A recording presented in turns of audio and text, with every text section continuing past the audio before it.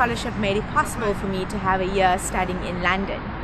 I would say that studying in London has been an amazing opportunity because it allowed me access to a global network of academics, as well as just engaging with people and students from all over the world, from India, from Pakistan, from the UK, from the USA. And in that sense, I think I got a global education rather than a particular area-based education. And I think this makes London and studying in London different from studying in South Africa, which is much more locally based. And also in terms of accessibility, I think the scholarship allowed me a year in London, and it was fully paid, and this would not have been possible for me to do in South Africa because studying in South Africa is quite expensive. I found it quite easy to research scholarship opportunities because I had access to internet connection and my own laptop, which made the process much more simpler. I found my particular scholarship through a Google search and on a website called NGO Scholarships for Development, which specifically related to developing countries and scholarships that are accessible to developing countries. However, if I had not had access to internet connection or a laptop, I think it would have been quite difficult to have that same accessibility. Having a scholarship means so much to me in the sense that it gave me access to an opportunity in a foreign country, in the UK, that I would not have had if I didn't have the scholarship. Not only did it give me access to an education, it gave me access to an experience of living in a different city, of interacting with people from the so-called developed world, and something that I would not have had access to if I hadn't had the scholarship. It also gave me the access of networking opportunities to meet people from different universities, different fields, and thus allowing me to build a better network of people in my particular area of expertise.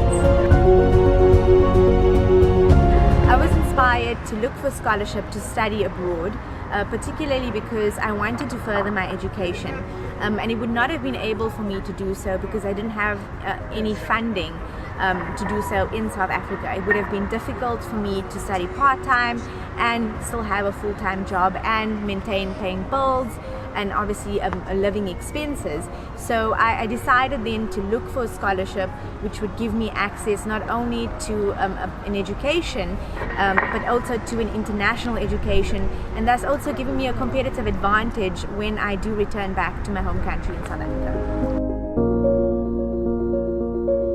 It's never too late to start researching scholarship opportunities. There are so many opportunities out there for students in Africa. There's people looking for students from other parts of the world, and the only thing you need to do is to ensure you research those opportunities and make sure that you have all those requirements in place, but also to speak to people who are in the field. Someone like myself, I am now a Chevening alumni, and I will be more than willing to help people if they reach out. We're part of a bigger global network, and there's always people willing to help and to give advice on how you can gain scholarship opportunities. My experience of studying at a university outside sub-Saharan Africa has been an extremely amazing opportunity, particularly because it allowed me access to global academics from all around the world. But also what I quite enjoyed is the amount of talk events that and discussions that these universities have. For example, at the LSE we had weekly talks on gender, but with experts not only from the LSE but other neighboring universities. We also had experts from America and other parts of the world coming to talk to us, and I think in that sense it really opens the door for global knowledge and acquiring global knowledge and global expertise. While South Africa does have such opportunities, I think those opportunities are not as prominent in the university space, and I definitely think that that's something that should be worked on. So my aspirations for the future is to become an expert in gender and gender justice particularly. I'm quite passionate about gender justice storytelling. This is a term that I've coined, where I believe in telling stories about gender inequality, about sexual violence against women and LGBTI rights.